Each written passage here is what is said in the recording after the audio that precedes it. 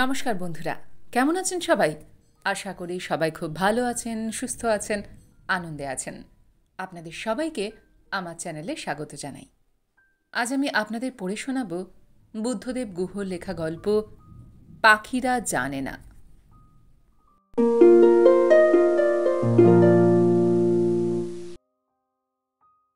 ইংরাজিতে বলে salt leak, বাংলায় কি বলে?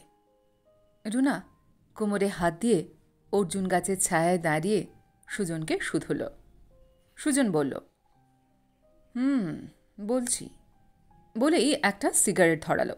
তারপর গাছের নিচের একটা পাথরে বসে বলল, বাংলায় বলে নোনা মাটি। বনের জানোয়ারদের আফিংয়ের মতো নেশা লাগে। রোজ একবার করে এই পাহাড়ি মাটিতে নুন চাটতে না এলে হরিণ সম্বরদের ঘুমই হয় না। আমি তো হরিণও নই, সম্বরও নই, আমাকে এখানে নিয়ে এলে কেন?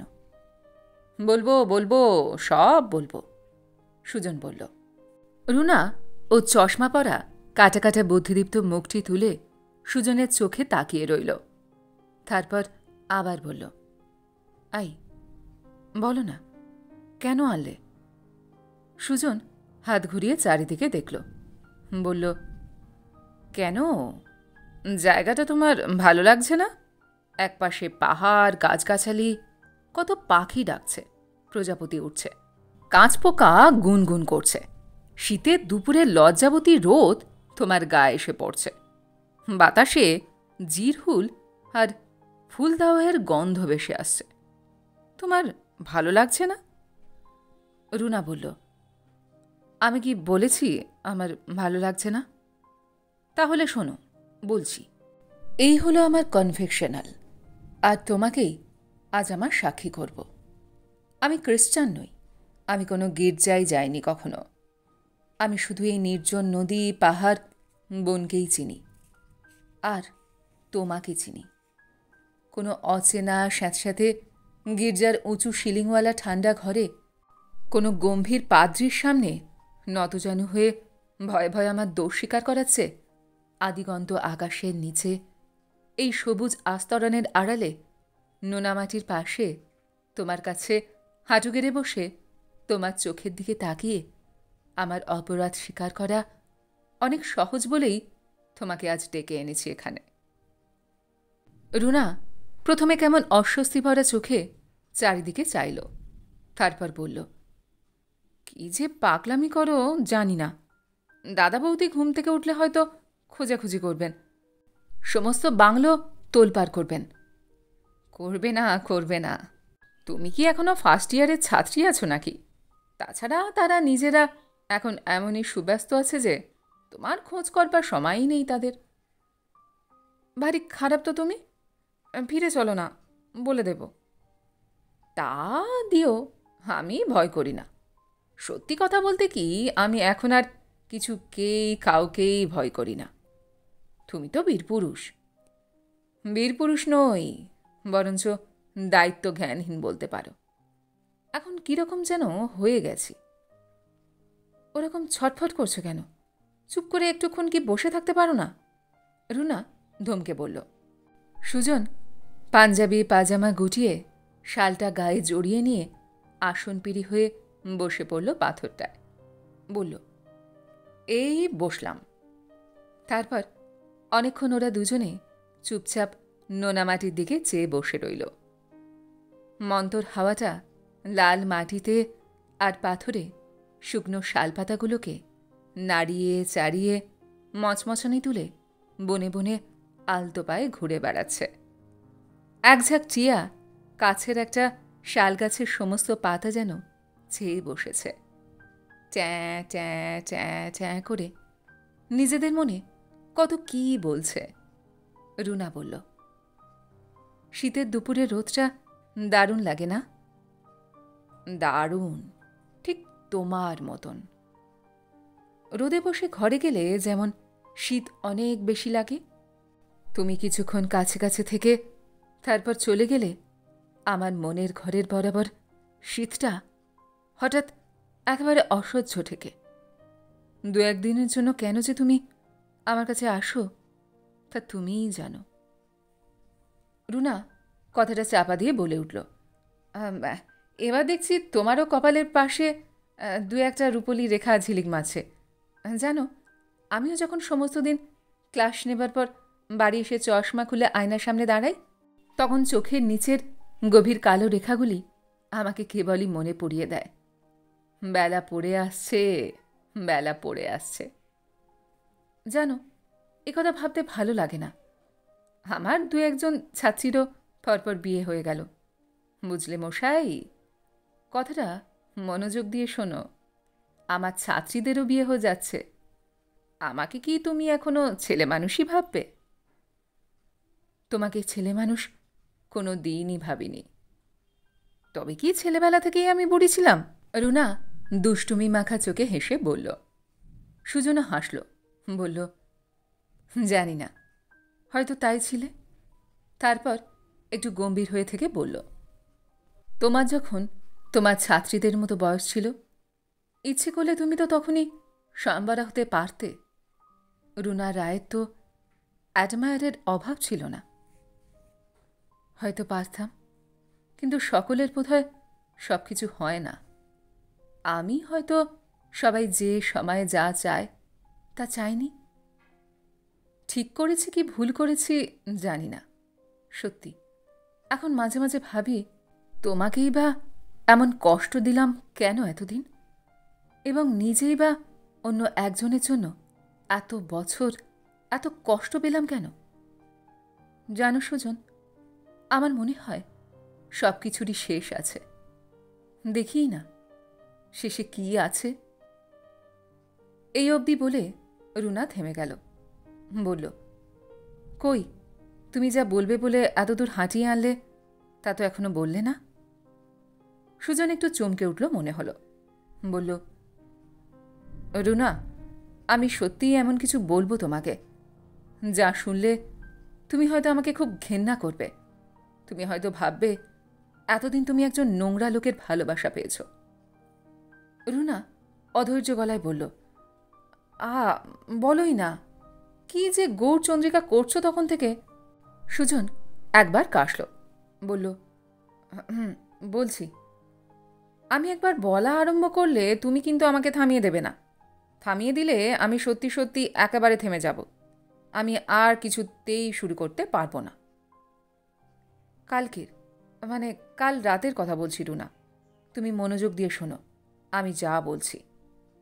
আগে না আমার ঘুমও খুব গাঢ় ছিল, কিন্তু গত কয়েক মাস আমি ভালো ঘুমোতে পারিনি। সারা দিন কাজে কর্মে থাকি। বিকেলের পর থেকে এত ক্লান্তি লাগে যে মনে হয় রাতে বিছানায় শোবো আর ঘুমোবো। কিন্তু যেই বিছানায় শুই, তোমার মুখ, তোমার চোখ, তোমার হাসি, তোমার কথা বলা, তোমার সব কিছু মাথার মধ্যে ভিড় করে আসে। রোজ রোজ রাতে আমি চোখ বুজে থাকি, পাছে চোখ খুলে অন্ধকারকে দেখতে হয় সেই ভয়ে। বারে বারে পাশ ফিরে শুই, ঘুমাবার চেষ্টা করি, কিন্তু পারি না। কখনো বা মাঝরাতে ঘুম ভেঙে যায়। বাংলোর হাতার ঝাঁকড়া মৌহা গাছের ডালে অন্ধকারে কোনো নাম না জানা নিরাবয়ব পাখি নড়ে চড়ে বসে। গেটের কাছে মৌহা মিলনের রাস্তায় জোনাকির ঝাঁক নিঃশব্দে ওড়ে। জানলা দিয়ে তারাভরা আকাশ দেখা যায়। দূরের নদীর পাশে হিমেল হাওয়ায় হায়না ডেকে বেড়ায় হা হা করে। বুকের মধ্যেটা কেমন কেমন করে। রুনা উঠে দাঁড়িয়ে কি একটা বলতে গেল। সুজন বাধা দিয়ে বলল, আমাকে শেষ করতে দাও, তুমি ইন্টারাপ্ট করো না। রুনা আবার পাথরটায় বসে পড়ল। বসে দুটো হাত কোলের ওপর রেখে মাটির দিকে চেয়ে রইল। সুজন বলতেই লাগল, এসব তো গেল রোজকার কথা, এতে কোনো নতুনত্ব নেই। কালকের কথা বলি। তুমি শুয়ে পড়লে, বিধুদা বৌদি শুয়ে পড়ল। তারপর অনেকটা সময় কেটে গেল। ঘুমোতে পারলাম না। আমি জানতাম তুমি আমার ঘরের দিকের দরজা ভেজিয়ে শুয়েছ, বন্ধ করনি। নতুন জায়গায় জঙ্গলে তোমার ভয় করে, তুমি আমাকে বলেওছিলে। মশারির ভেতর ভূতের মতো কম্বল মুড়ি দিয়ে বসে নিজেকে আমি কতক্ষণ কত বকলাম, কত বোঝালাম। বললাম, ঘুমিয়ে পড়ো, ঘুমিয়ে পড়ো, সুজন চ্যাটার্জি, ঘুমিয়ে পড়ো। তবু ঘুম এলো না। নিজেকে অন্ধকারে বারবার অনেক কিছু শুধলাম, কোনো স্পষ্ট উত্তর পেলাম না। তারপর কি যেন হয়ে গেল রুনা। আমার শিক্ষার দম্ভ, রুচির গর্ব সব যে আমার কোথায় ভেসে গেল। আস্তে আস্তে চোরের মতো তোমার ঘরে ঢুকলাম। তারপর সে যেন কত যুগ, মনে হলো কত যুগ যুগান্ত পা টিপে টিপে হেঁটে তোমার ঘরের দৈর্ঘ্যটুকু পেরোলাম। মশারির পাশে গিয়ে দাঁড়ালাম। বাইরের বারান্দার হ্যাচাকটা তখন ফ্যাকাশে হলুদ মুখে জ্বলছিল। হঠাৎ হ্যাজাকটার দিকে চোখ পড়তে আমার মনে হলো ও যেন আমার দিকে অবাক চোখে তাকিয়ে আছে। আমি এমন চৌর্যবৃত্তি করতে পারি ও যেন তা বিশ্বাস হচ্ছিল না। সুজন যে এমন দুর্জন হবে তাও ভাবতেই পারছিল না। রুনা, তুমি আমার মুখের দিকে তাকিও না, প্লিজ আমার মুখের দিকে তাকিও না, আমি তাহলে গুছিয়ে বলতে পারবো না। তারপর শোনো, আমি তোমার মশারিটা আস্তে আস্তে তুললাম সাবধানে। মনে হলো তুমি খুব জোরে জোরে নিঃশ্বাস নিচ্ছ। তুমি তখন অঘরে ঘুমোচ্ছিলে।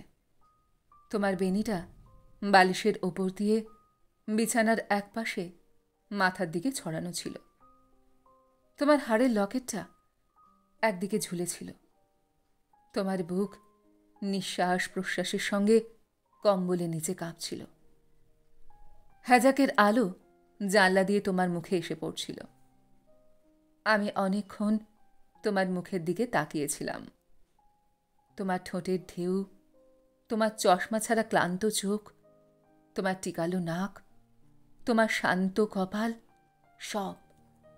সবই আমি অনেকক্ষণ খুঁটিয়ে খুঁটিয়ে দেখলাম, যেন তোমায় কখনো আগে দেখিনি। তুমি নড়লে না, চড়লে না, তুমি ঘন ঘুমে অঘরে শুয়ে রইলে। তারপর রুনা, সেই শীতের রাতে তোমাকে একটা উষ্ণতার পাখি বলে মনে হলো। তোমার সুন্দর তুমিকে দেখে ভয়ে আমার গলা শুকিয়ে গেল। আমার ভীষণ জল পিপাসা পেল। জানো রুনা, হঠাৎ আমার মনে হলো চাঁদের পিঠ থেকে দেখা ছোট গোল সুন্দর ঘূর্ণায়মান পৃথিবীটাকে যেন আমি মুঠি ভরে ধরে ফেলেছি। পৃথিবীতে আমার যা যা চাইবার ছিল আমি সব ভুলে গেছি। সেই ক্ষণটুকুর প্রাপ্তিতেই শুধু বোধ হয়ে আমি তোমার ঘুমন্ত মুখের দিকে চেয়ে বসে আছি। জানো, সেই মুহূর্ত অবধি খুবই ভালো লেগেছিল, দারুণ ভালো কেটেছিল। এমন সময় হঠাৎ, একেবারেই হঠাৎ আমার জ্ঞান ফিরে এলো। আমার আবল্য বিবেক তার ফুলা ফুলা গাল নিয়ে যাত্রাদলের বিবেকের মতো ঢিলেঢালা পোশাক পরে মুখে সুবুদ্ধির রং মেখে হাত নেড়ে নেড়ে আমাকে মরালিটির গান শোনাতে লাগল। তারপর তোমার বুকে মুখ রেখে অনেকক্ষণ আমি কাঁদলাম, বারবার প্রার্থনা করলাম তুমি ঘুম ভেঙে উঠে আমাকে ওখানেই আবিষ্কার করো, আমাকে মারো, আমাকে অপমান করো, তোমার দাদা বৌদিকে ঘুম থেকে তুলে সব কিছু বলে দাও, আমাকে লাতেহারের কোতোয়ালির পুলিশে ধরিয়ে দাও, তোমার যা খুশি তুমি আমাকে তাই শাস্তি দাও। কিন্তু তোমার এমনই ঘুম যে তুমি ঘুমিয়েই রইলে। তুমি যদি তখনও ঘুম ভেঙে উঠতে আমাকে হাতে নাতে ধরে অন্ধকারের লজ্জাহীনতায় শাস্তি দিতে, যদি দাঁতে দাঁত চেপে আমাকে বলতে জানোয়ার, বলতে অসভ্য, জঙ্গলি, দুশ্চরিত্র, তবু বোধহয় আমার এত লজ্জা, এত অপমান হতো না রুনা। এখন এক আকাশ আলোর নিচে বসে দিনের বেলায় তোমার সামনে তোমার দিকে মুখ করে আমাকে দুঃস্বপ্নের মতো গত রাতের কথা বলতে হচ্ছে। আমাকে তুমি ক্ষমা করো না রুনা। তুমি আমাকে মারো, তুমি আমাকে গায়ে থুতু দাও। কাল রাতের পর থেকে আমি এক ভীষণ অস্বস্তিতে আছি। তোমার কাছে ভীষণ ছোট, বরাবরের মতো ছোট হয়ে গেছি। রুনা পাথরে বসে মাটির দিকে চেয়ে পায়ের নখ দিয়ে মাটিতে দাগ কাটছিল। শালবনের পাতায় পাতায় ঝাঁপ দিয়ে এক ফালি রোদ পিছলে এসে রুনার মুখে পড়ছিল। রুনা একটা খয়েরি জংলা কাজের বাটিকের শাড়ি পরেছিল, গায়ে সাদা শাল। রুনা কোনো কথা বলল না, মুখ নিচু করে পায়ের নখ দিয়ে মাটিতে দাগই কেটে চলল। সুজন কিছুক্ষণ চুপ করে মাটির দিকে চেয়ে হঠাৎই যেন অধৈর্যে ফেটে পড়ল। দুহাত দুদিকে ছুড়ে বলল, কি তুমি ভেবেছ কি চুপ করে থেকে আমাকে ক্ষমা দেখিয়ে তুমি মহৎ হবে? প্রতি মুহূর্তেই তুমি আমাকে অনেকই শাস্তি দাও রুনা। সেসব শাস্তির কথা তুমি জানো না। তোমার কাছ থেকে কোনো রকম দয়া চাই না আমি। প্লিজ তুমি আমাকে দিয়ে তোমার সামনে আর নাটক করিও না। দোহাই তোমার, আমাকে কঠিন কিছু বলো, কঠিন কিছু। বলতে বলতে সুজন দু হাতে মুখ ঢেকে রুনার কাছ থেকে দূরে চলে যেতে লাগল। কয়েক পা গিয়ে রুনার দিকে পিছন ফিরে একটা বুড়ো শালগাছের গুড়ির পাশে হঠাৎ দাঁড়িয়ে পড়ল। রুনা এতক্ষণে মুখ তুলল। মুখ তুলে অনেকক্ষণ এক দৃষ্টি পেছনে ফেরা সুজনের দিকে তাকিয়ে থাকল। বেশ কিছুক্ষণ পর রুনা ডাকল ওকে, এই শোনো, আমার কাছে এসো, তোমার সঙ্গে কথা আছে। সুজন এলো না, তবুও তেমনিভাবে পিছন ফিরে দাঁড়িয়ে রইল। রুনা পাথর ছেড়ে উঠে ওর কাছে গিয়ে ওর মুখোমুখি দাঁড়াল। তারপর দু হাত দিয়ে সুজনের মুখ ঢাকা দু হাত নামিয়ে দিয়ে রুনা হঠাৎ বলে উঠল, আমি তখন জেগেছিলাম সুজন। তারপর সুজনের হাত ধরে টেনে পাথরগুলোর কাছে নিয়ে যেতে যেতে খুব আস্তে আস্তে বলল, আমি মহৎ নই সুজন। আমার তোমাকে ক্ষমা করার কোনো প্রশ্নই নেই। কাল তুমি যেই দরজা ঠেলে ঘরে ঢুকলে অমনি আমি চোখ বন্ধ করে মরার মতো শুয়ে পড়লাম। তার আগে আমি জানলা দিয়ে বারান্দায় ঝুলানো হ্যাজাকটার দিকে চেয়েছিলাম। ওটা চারপাশে নানা রকম বড় বড় পোকা উঠছিল, তাই দেখছিলাম। আমার ভয় করছিল, আমি ঘুমোতে পারছিলাম না। তুমি দরজা ঠেলে এলে, আমার কাছে এলে, আমার মুখের কাছে মুখ নিলে। আমি চোখ বুজে শুয়ে থেকে তোমার মুখের সিগারেটের গন্ধ পেলাম। তারপর তুমি যা বললে তাই করলে। সুজন, ক্ষমা করার কোনো প্রশ্নই ওঠে না এতে, বরং তুমিই ক্ষমা করো আমাকে। ক্ষমা করা উচিত। কাল তুমি যখন আমার কাছে, আমার বুকের কাছে, আমার বুকে মুখ রেখে আমাকে জড়িয়ে রইলে, আমি জানি তুমি তখন কাঁদছিলে, যে তুমি পায়ে দাঁড়ানোর দিনগুলোতে কোনোদিন না খেয়ে থেকেও কাঁদুনি, একবারও কাঁদুনি। সেই তুমি যখন কাঁদছিলে, তোমার গাল বেয়ে তোমার চোখের জল আমার গলায় গড়িয়ে পড়ছিল। তুমি জানো না, আমার সমস্ত শরীর, আমার সমস্ত মন শুধু আমাকে তাড়িয়ে নিয়ে যাচ্ছিল একমাত্র অমোঘ পরিণতির দিকে। তোমাকে দু হাতে জড়িয়ে ধরে তোমার সঙ্গে কাঁদতে। কেন যে পারলাম না জানি না। হয়তো আমি জেগে গেলে তুমি লজ্জা পাবে, এই ভয় আমার মনে ছিল। অথবা জানি না, আমি হয়তো ভয় পেয়েছিলাম আমার মধ্যের শরীরী মানুষটাকে, যার ২৭ বছরের জীবনে এমন উত্তেজিত সে আর কখনো হয়নি। হয়তো ভয় পেয়েছিলাম ভেবেছিলাম শরীরের ছাইচাপা আগুনে ফুঁ দিলে হয়তো আমার নিজের ইচ্ছায় তা আর নিভবে না। এই অবধি বলেই রুনা থেমে গেল। পরক্ষণেই হঠাৎ বলে উঠল, তুমি কেন আমাকে নিয়ে তোমার যা খুশি করলে না সুজন? পরে যা হতো হতো। আমি কি বুঝি না যে তুমি আমাকে চেয়ে চেয়ে ক্লান্ত হয়ে গেছ? অথচ তুমি জানো, ভালো করেই জানো, যে আমিও অন্য একজনকে চেয়ে চেয়ে তোমার মতোই ক্লান্ত হয়ে গেছি। আমরা দুজনেই অত্যন্ত ক্লান্ত। আমাদের পথ এক, কিন্তু গন্তব্য অন্য। তুমি যদি তোমার যা খুশি তাই করতে, আমার না হয় এই দীর্ঘ শীতল পথের মাঝামাঝি এসে উষ্ণ আশ্রয়ে কিছুক্ষণ দুজনে বুকে জড়িয়ে জিরিয়েই নিতাম। এই ক্লান্তি আমারও অসহ্য লাগে তোমার মতো। যা মনে হয় তা গুছিয়ে চিঠিতে লিখতে পারি না আমি, কিন্তু আমার মনেও তো কথা জমে। আমার ক্লান্তিও তো ক্লান্তি, আমার যন্ত্রণাও তো যন্ত্রণা। তুমি কেন আমাকে বোঝো না সুজন? তুমি কেন কোনোদিন আমাকে একটুও বুঝলে না? তারপর আর কেউ কোনো কথা বলল না। ওরা দুজনে দুদিকে মুখ করে বসে রইল। দুপুরের হাওয়ায় শুকনো পাতা উঠতে লাগল। রুনার মনে হলো ওরা দুজনের দাঁড় বেয়ে একটি নদীতে অনেক দূর চলে এসেছিল। মাঝ নদীতে এসে দুজনের হাত থেকেই কোনো দৈব দুর্বিপাকে দাঁড় দুটি জলে পড়ে গেছে। ওরা দুজনে ডাঁড়বিহীন নৌকায় বসে চারিদিকের ঢেউর দিকে চেয়ে আছে। নৌকাটা ঘুরছে টলমল করে। ঠিক ভয় নয়, কি এক অনামা শীতল অনুভূতিতে রুনার মন ভরে আছে। অনেকক্ষণ পর রুনা বলল, আমরা দুজনেই দুজনকে ক্ষমা করে দিই। বুঝলে সুজন, তুমি আমাকে আর আমি তোমাকে।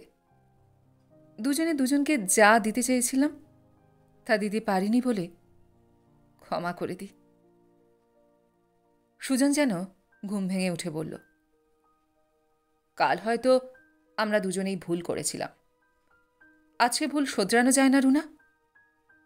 রুনা যেন ভয় পেল। ভয় পাওয়া গলায় বলল, না না, আর তা হয় না। এমনভাবে দুজনের কাছে দুজন কাল ধরা পড়ার পরে আজ রাতের প্রাঞ্জল অন্ধকারে সে আর হয় না।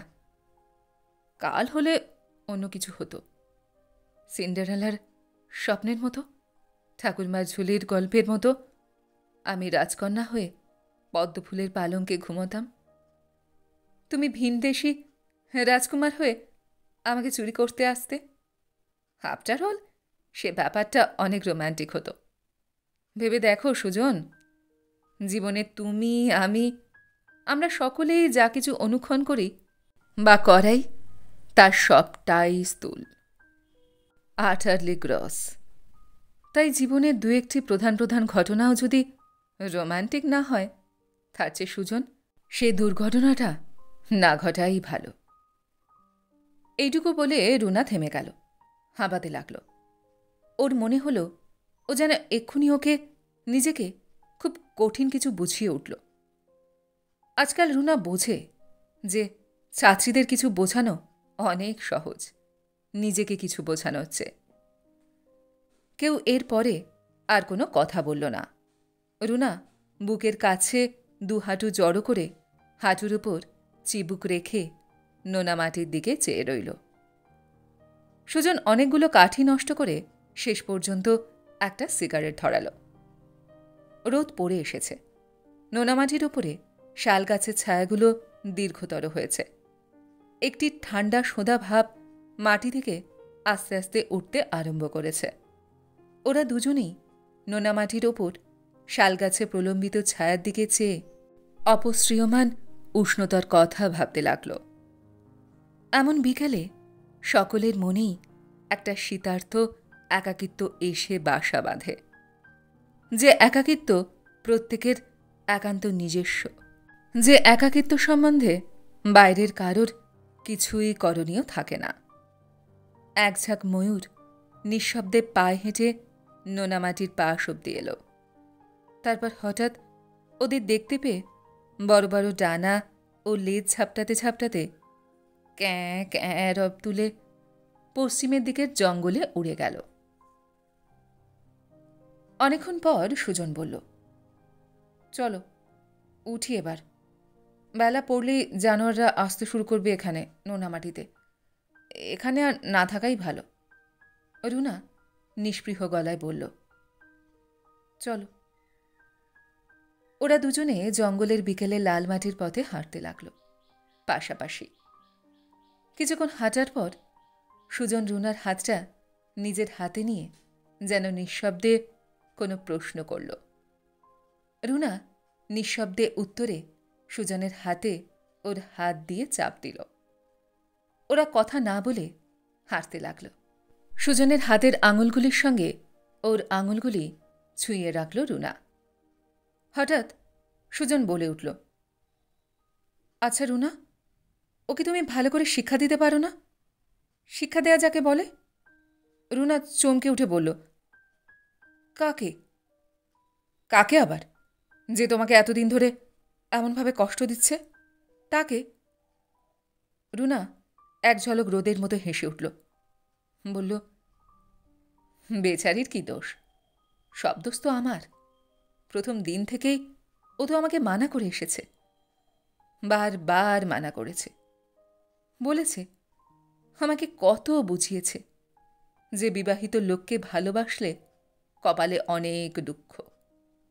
ও তো সবসময় বলে অন্যকে দুঃখ না দিয়ে নিজে কখনো সুখী হওয়া যায় না। ও যখন সেরকম সুখী হতে চায় না তো ওকে দোষ দিয়ে কি লাভ বলো? তাছাড়া শিক্ষা দেবার কথাই যদি বলো তো তুমি আমাকে শিক্ষা দাও না কেন? আমি জানি আমিও তো তোমাকে কম কষ্ট দিইনি। অবশ্য কোনো কষ্টই আমি ইচ্ছা করে দিইনি, কিন্তু তুমি পেয়েছ, আমার জন্যই পেয়েছ, পাচ্ছ। তুমি আমাকে শিক্ষা দাও না কেন? আমার সঙ্গে খারাপ ব্যবহার করতে পারো না কেন? একবার রাগ করে চিঠি লিখলে 10 বার ক্ষমা চেয়ে চিঠি লেখো কেন? এই কেনর জবাব দাও।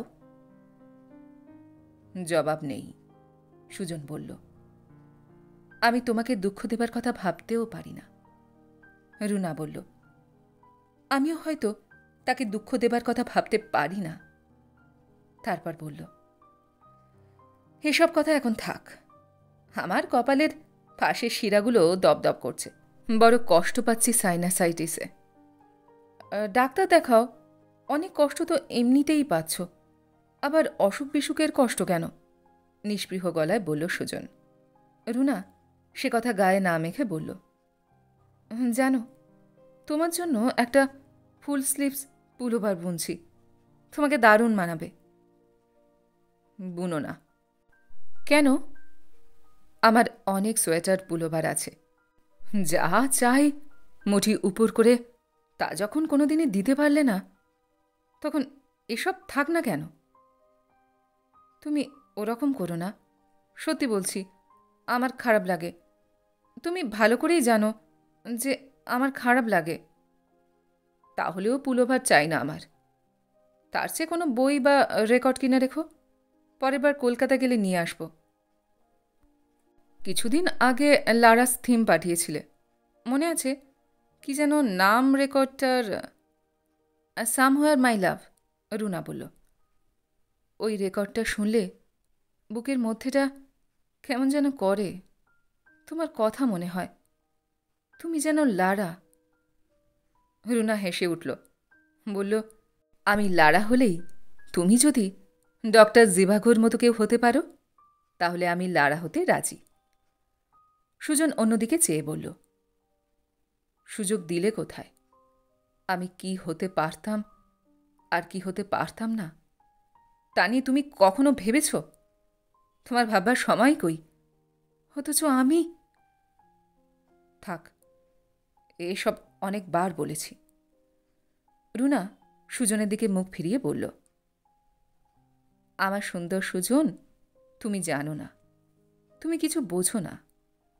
যখনই উল কাঁটা নিয়ে বসি তখনই তোমার কথা ভাবি। তোমাকে চোখের সামনে দেখতে পাই। দেখি তুমি আমার সোয়েটার গায়ে দিয়ে জিপ চালিয়ে জঙ্গলে জঙ্গলে ঘুরে বেড়াচ্ছ, কাজ দেখে বেড়াচ্ছ, আদিবাসী কাঠুরেদের সঙ্গে হাত নেড়ে নেড়ে কথা বলছ, আকাশে সিগারেটের ধোঁয়ার রিং ছুটছ। সব সব এসব কি একেবারেই কিছু নয়? এসবের দাম নেই? জানি না, আমি জানি না, সুজন বলল। তোমার হয়তো মনে নেই, গতবার তুমি যখন কলকাতায় গিয়েছিলে, আমার ঘরে আমার স্বাদের সর্ষে রঙা বেড কভারটার উপরে কফি ঢেলে ফেলেছিলে? মনে আছে? তোমাকে কত করে বললাম ঘরের কোণের ইজি চেয়ারটায় বসো, তুমি শুনলে না। ভীষণ হাসতে হাসতে তুমি কাপশুদ্ধ কফি ঢেলে ফেললে, চাদরটায় দাগ হয়ে গেল। কি হাসছিলে, বাবা। আচ্ছা, তোমার মনে আছে কি নিয়ে তুমি অত হাসছিলে? না, আমার মনে নেই। এত ছোট ছোট টুকরো টুকরো কথা আমার মনে থাকে না। আমার থাকে। আমরা মাই ফেয়ার লেডি দেখতে গিয়েছিলাম। তুমি সিনেমা থেকে ফিরে রেক্স হ্যারিসনকে নকল করে আমায় ফোনেটিক্স শেখাচ্ছিলে। ব্যাস, হাসতে হাসতে। এত অবান্তর কথা মনে রাখার কি দরকার? গম্ভীর গলায় সুজন বলল। তোমার আজ কি হয়েছে সুজন?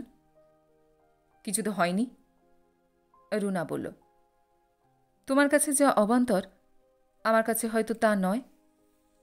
তাছাড়া সব কথা মনে থাকে না, শুধু তোমার কথা মনে থাকে, এবং আর একজনের কথা। তুমি জানো না সুজন, সেই বেড কভারটার কফির দাগ ধোপাপাড়ি গিয়েও ওঠেনি বলে আমি ভীষণ খুশি। যেদিনই ওই চাদরটা পাতি সেদিনই তোমার কথা মনে পড়ে। মনে পড়ে যায় সেদিন তোমার জন্মদিন ছিল। আমার কিনে দেয়া একটা সিল্কের হাওয়াইন শার্ট পরে হাতশোয়া ভঙ্গিতে তুমি খাটে বসেছিলে। পাশের ফ্ল্যাটের হাসিদের স্টিরিওতে কণিকা ব্যানার্জির গান বাজছিল। সব যেন চোখের সামনে দেখতে পাই, শুনতে পাই। তোমার কথা মনে পড়ে। তোমার জন্য মনটা ভীষণ খারাপ লাগে যখনই বেড কভারটা পাতি। রুনা আবার বলতে লাগল, জানো সুজন, এই যে তোমার কথা ভাবি, সব সময় আমার মনে হয় তুমি হেঁটে বেড়াচ্ছ, হাত নেড়ে কথা বলছো, তুমি সিগারেট খাচ্ছ। এই যে 7 দিন তোমার চিঠি না এলে ডাকপিয়নের উপর রেগে যাই, যখনই একটু অবকাশ পাই, হফ পিরিয়ডে বাসস্টপে দাঁড়িয়ে কলের ঝরঝরানি শুনতে শুনতে, চান করতে করতে, তখনই তোমার কথা এই যে ভাবি, আমার মনে হয় এর নামই ভালোবাসা। আমার ভালোবাসা এইরকমই, তোমাকে যা সবসময় দিতে পারি তা কিছুই নয়। কিছুই নয় বলে 2 হাতে তুমি ঠেলে সরিয়ে দাও, আর যা তোমাকে দিতে পারি না তার জন্য সবসময় তুমি আমাকে অপমান করো। অপমান করার কথা বললে অন্যায় করবে রুনা। আমি তোমাকে কোনোদিন অপমান করিনি, করতে চাইনি। তুমি একজন সুন্দরী ভদ্রমহিলার স্বামী এবং 10 বছরের একটি ছেলের বাবাকে ভালোবাসো। সেই ইনকনসিডারেট লোকটাকে ভালোবেসে তোমার জীবনের সবচেয়ে ভালো সময়টুকু নষ্ট করলে, এবং তার সঙ্গে আমার জীবনটাও নষ্ট করে দিলে। বলো তুমি, এ কথা সত্যি কি না? তুমি তো প্রতি মুহূর্তে আমার সমস্ত অস্তিত্বকেই অপমান করছো। আমিও যে একটা মানুষ, এ কথাই তুমি কোনোদিন ভেবেই দেখোনি। এটা অপমান করা নয়? এর চেয়ে বেশি অপমানের কথা তো আমি ভাবতেও পারি না। সত্যি, তুমি আমার জীবনটা নষ্ট করে দিয়েছ। কেউ কারোর জীবন নষ্ট করতে পারে বলে আমার মনে হয় না সুজন। তুমি বিনা কারণে আমাকে দোষ দিও না। দোষ দেব না কেন? তুমি যে তাই করছো। রুনা সুজনের হাত ছাড়িয়ে নিয়ে চশমাটা খুলে শাড়ির আঁচল দিয়ে একটু মুছে নিল। তারপর আস্তে আস্তে, যেন কথাগুলো বলতে ওর খুব কষ্ট হচ্ছে এমনভাবে বলল,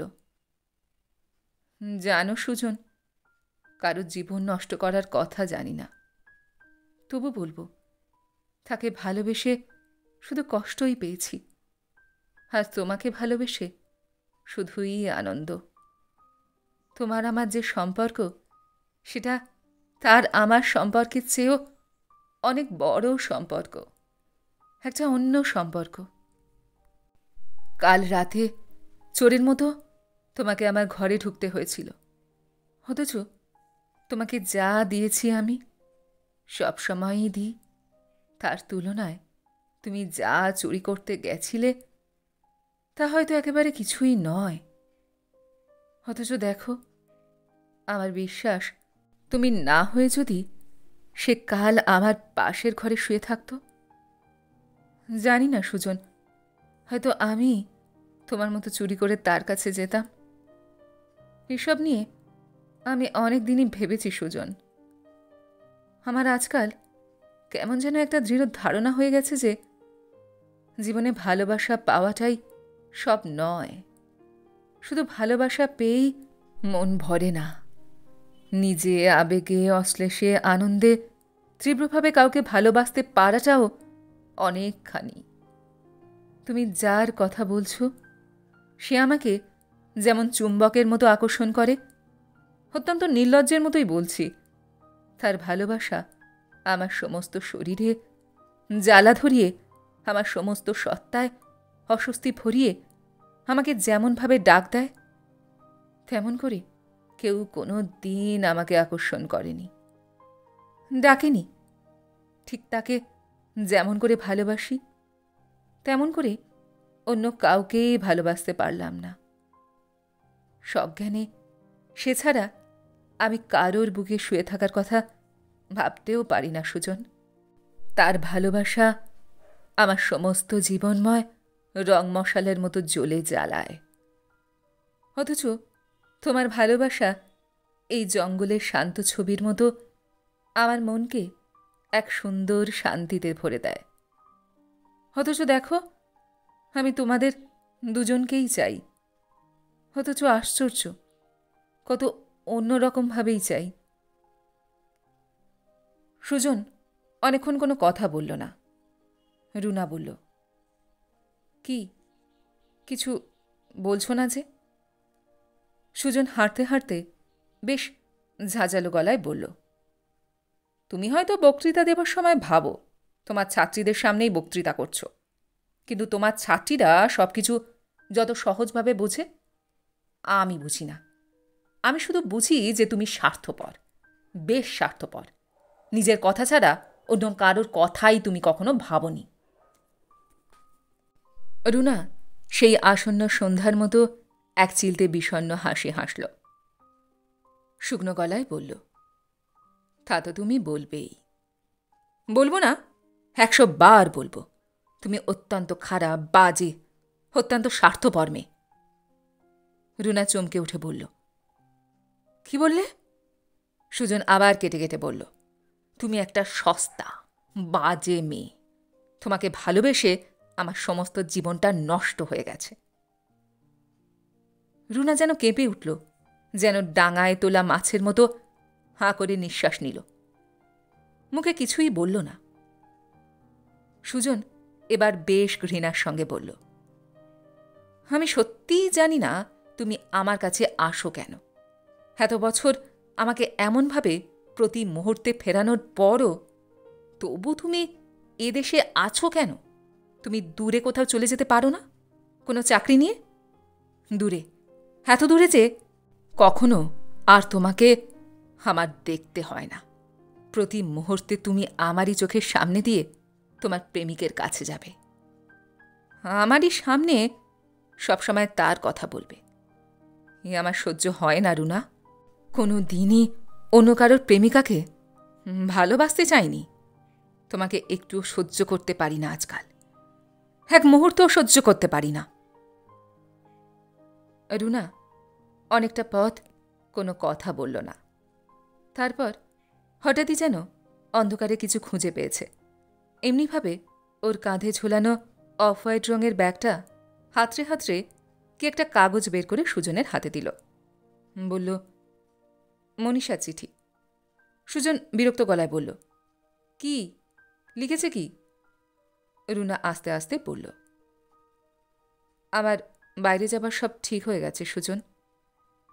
এবার আমি এখানে এসেছিলাম কেবল এই কথাটাই তোমাকে জানাতে। আমার ভয় ছিল তুমি দুঃখ পাবে, তুমি হয়তো বাধা দেবে। তোমাকে কথাটা বলি বলি করেও এ পর্যন্ত বলতে পারিনি। ঠিক করেছিলাম কথাটা তোমাকে এখানে জানানো যাবে না এভাবে। ভেবেছিলাম এভাবে জানালে হয়তো তুমি শুনবে না। তোমার দিক থেকে যে কোনো আপত্তি নেই এ কথাটা তুমি নিজে থেকে বলে আমাকে যে কিভাবে বাঁচালে তুমি জানো না সুজন। আমারও ভালো লাগে না। আমিও দূরে যেতে চাই, যেখানে কোনো চেনা লোক নেই। এই অবধি এক নিঃশ্বাসে বলে ফেলে রুনা বলল, বাংলো তো আর বেশি দূরে নেই। আমি একটু বসলাম বুঝলে। আমার মাথার যন্ত্রণাটা ভীষণ বেড়েছে। একটি ক্ষীণা পাহাড়ি নদী পথের ওপর দিয়ে গেছে। তার ওপরের কালভার্টের ওপর রুনা বসে পড়ল। কালভার্টের নিচ দিয়ে কুলকুল করে জল বইছে। গাছের ছায়া দুপাশে ঝুঁকে পড়েছে নদীতে। সামনেই পথটা একটা বাঁক নিয়েছে। তার সামনে অনেকখানি ফাঁকা জায়গা। বাজরা সর্ষে লেগেছে সেখানে। হলুদ আর সবুজে সমস্ত পাহাড়তলিটিকে গালচে ছায়া মনে হচ্ছে। দূরে শিশিনবুরুর পাহাড় দেখা যাচ্ছে। নদীর জলে গাছগাছালির ফাঁকে ফাঁকে দু এক ফালি রোদ এসে পড়েছে। সেই পড়ন্ত রোদের দিকে চেয়ে রুনা চুপ করে বসে রইল।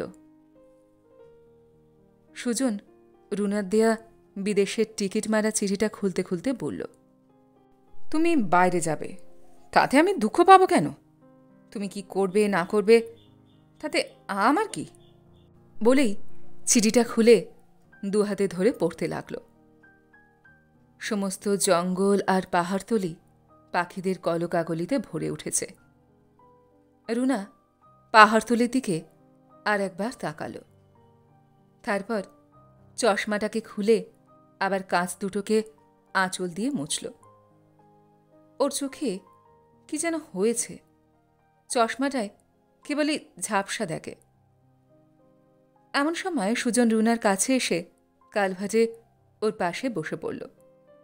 চিঠিটা মেলে ধরে অবিশ্বাস্য গলায় শুধল, তুমি চলে যাবে ব্রিটিশ গায়নাতে? সত্যি? রুনা আস্তে আস্তে বলল, হ্যাঁ, বললামই তো তোমাকে। তারপর মুখ না তুলেই বলল, জানুয়ারির 19-এ যাব। সব ঠিক হয়ে গেছে। আমার যা কোয়ালিফিকেশন তাতে এমন সুযোগ আর হবে না।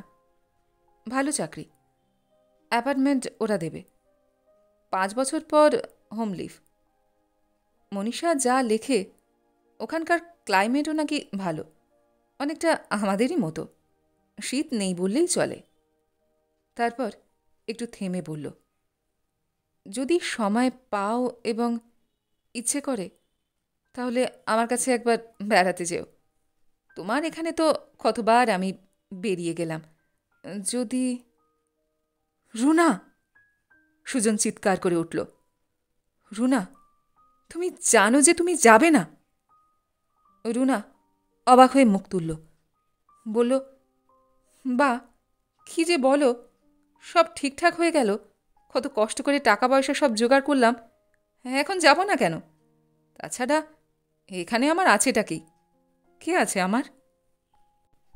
সুজন, আমার তো কোনো পিছুটান নেই। আমি যাবই। তুমি যাবে না, তুমি যাবে না। বলতে বলতে চিঠিটাকে হঠাৎ হাতের মুঠোয় পাকিয়ে মুঠো করে জলে ছুঁড়ে ফেলে দিল সুজন। দোমড়ানো চিঠিটা জলের উপর একবার নেচে উঠেই পাথরে পাথরে ধাক্কা খেয়ে ভেসে গেল। রুনা দাঁড়িয়ে উঠে বলল, ইস, কি করলে বলো তো? ওর মধ্যে যে অনেক কিছু দরকারি ইনফরমেশন ছিল, কি করলে তুমি? রুনা, আমি জানি তুমি যাবে না, তুমি যেতে পারবে না। রুনা বসে পড়ে বেশ শক্ত গলায় বলল, আমি জানি যে আমি যাব। তুমি আমাকে মানা করার কে? আর মানা করলেই বা আমি শুনব কেন? অনেক দিন হলো, এবার আমি আমার নিজের দিকে তাকাবো। আমার নিজের দিকে তাকাবার সময় হয়েছে এবার। রুনা, তুমি যাবে না। আমি যাব যাব যাব। সুজন হঠাৎ বাচ্চা ছেলের মতো কেঁদে উঠল। কেঁদে হাঁটু গেড়ে বসে রুনার কোলে মাথা রেখে হাউ হাউ করে কাঁদতে লাগল। বলতে লাগল, না, তুমি যাবে না রুনা, তুমি যাবে না রুনা, তুমি যাবে না রুনা। বলতে বলতেই মাথাটা ওর কোলে এপাশ ওপাশ করতে লাগল। রুনা কথা না বলে স্থির হয়ে বসে রইল, পাহাড়তলির দিকে মুখ করে। রুনা নিজেকে শক্ত করার চেষ্টা করল। সুজন একেবারে ভেঙে পড়ে ফোপাতে ফোপাতে বলতে লাগল, তোমার কাছ থেকে আমি আর কিছুই চাই না রুনা, আর কোনো দিন কিছু চাইব না। তোমার যাকে খুশি তুমি তাকে ভালোবাসো। আমাকে শুধু মাঝে মাঝে তোমায় একটু দেখতে দিও, মাঝে মাঝে আমার কাছে এসো। তুমি অত দূরে যেও না রুনা। তোমাকে মাঝে মাঝে না দেখতে পেলে তোমার পায়ে পড়ি রুনা। তুমি যেও না, তুমি ওখানে যেও না। রুনা এতক্ষণ শক্ত ও স্থির হয়ে বসেছিল। এখন কি করবে বুঝতে না পেরে হঠাৎ দুহাত দিয়ে সুজনের মাথার চুলে হাত বোলাতে লাগল। দুহাতে ওর মাথাটা ধরে রইল অনেকক্ষণ।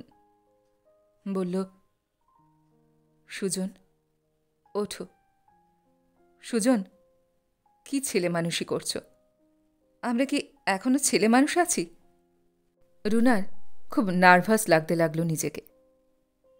ওর কোল থেকে মুখটা তুলে সুজন তবু বলল, রুনা, তুমি আমাকে কথা দাও, তুমি কথা দাও, যাবে না। রুনা, কথা দাও। রুনা কোনো উত্তর দিল না, চুপ করে বসে উদাস চোখে চেয়ে রইল। কতগুলো লম্বা গলাওয়ালা পাখি পাহাড় আর উপত্যকাটার মধ্যে গ্লাইডিং করে ভেসে বেড়াচ্ছিল। ওরা ডানা নাড়াচ্ছে না একটুও। ওই শান্ত পাহাড়ি পটভূমিতে ওর মনের এক বিষণ্ণতম মুহূর্তে ওদের ভেসে বেড়ানো দেখতে দেখতে রুনার চোখের কোল জলে ভরে উঠল। ওর মনে হল ওই নাম না জানা পাখিগুলোর মতো ও বুঝি ভেসে বেড়াচ্ছে। শাড়ি পরার পর থেকে, বড় হবার পর থেকে ও ইচ্ছার ডানা নাড়া একেবারেই ভুলে গেছে। কোথায় বাসা ছিল ভুলে গেছে, কোথায় যে বাসা বাঁধবে তাও সঠিক জানা নেই। এদিকে সন্ধে হয়ে আসছে, উষ্ণতা মরে যাচ্ছে। শীতের রাতের নিশ্চিন্ত কালো হাত ওর দিকে ধীরে ধীরে প্রসারিত হচ্ছে। তবুও এখন ওই পাখিদের মতোই ও ভেসেই বেড়াচ্ছে। রুনার দুগাল চোখের জলে ভেসে যেতে লাগল। চশমার কাঁচ দুটো আবারও একেবারে ঝাপসা হয়ে গেল। রুনা বুঝতে পারল না ও এখন কি করবে, ওর কি করা উচিত।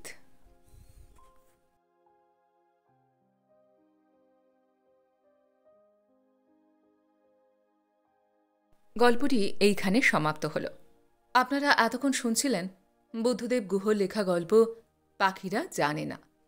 গল্পটি আপনাদের কেমন লাগলো বা আমার গল্পপাঠ আপনাদের কেমন লাগলো কমেন্ট সেকশনে অবশ্যই লিখে জানান। যদি আমার গল্পপাঠ আপনাদের ভালো লেগে থাকে তাহলে আশা করব লাইক শেয়ার অবশ্যই করবেন। আর এই ধরনের সুন্দর সুন্দর কাহিনী আরও শুনবার জন্য আমার চ্যানেলটিকে সাবস্ক্রাইব করতে ভুলবেন না কিন্তু। তবে আজ এই পর্যন্ত। আমি খুব তাড়াতাড়ি আবার অন্য কোনো কাহিনী নিয়ে আপনাদের কাছে চলে আসছি। সবাই খুব ভালো থাকবেন, সুস্থ থাকবেন, আনন্দে থাকবেন। নমস্কার।